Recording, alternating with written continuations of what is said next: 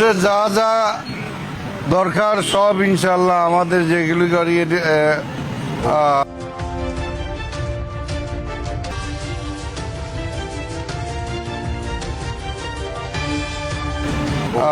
উন্নয়ন করার দরকার, এগুলি সবই করব। হ্যাঁ, ইনশাল্লাহ আমরা বিএনপি ক্ষমতায় গেলে এই এলাকা যে আজকে 17 বছর ধরে উন্নয়ন বঞ্চিত, হ্যাঁ, বিশেষ করে রাস্তাঘাটের যে বেহাল অবস্থা, আমার প্রধান দায়িত্ব পুরা 2 থানায় এবং পৌরসভায় এই রাস্তাঘাটের সংস্কার এবং উন্নয়ন করা। এই মৌলভীবাজার পৌরসভার কোনো মেয়র কোনো কাজ টাজ করে নাই, এই ড্রেন নাই, এগুলো ড্রেনে কাজ টাজ করতে হবে। এই জন্য ভাবতেছি মেয়রও হওয়ার দরকার কিনা। আর কি বলে আপনার আরো অনেক ধরনের আমাদের পরিকল্পনা আছে ইনশাল্লাহ। তো জনগণের চাহিদা অনুযায়ী যা যা প্রয়োজন ইনশাল্লাহ আমরা করার চেষ্টা করব।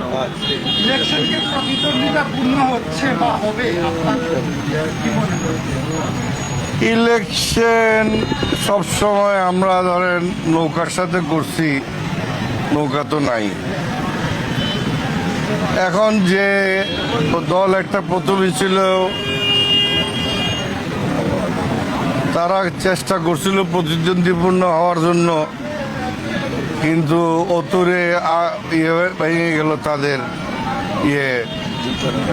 তো শোনেন, ইলেকশন এবার প্রতিদ্বন্দ্বপূর্ণ কি না এটার বিষয় না।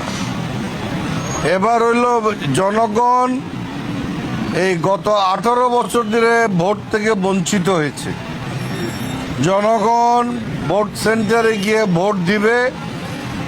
হ্যাঁ, এইবার এই ইলেকশনে এটাই তার প্রতিবাদ্য, প্রতিদ্বন্দ্বিতা কোনো বিষয় না। হ্যাঁ, এবং আমি এই আজকে 1.5-2 মাসে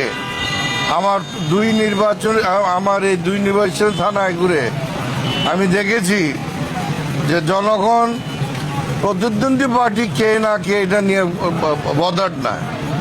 এইবারের নির্বাচন হইল ভোট সেন্টারে গিয়ে সুষ্ঠু মতন ভোট দেওয়ার জন্য তারা প্রতিজ্ঞাবদ্ধ।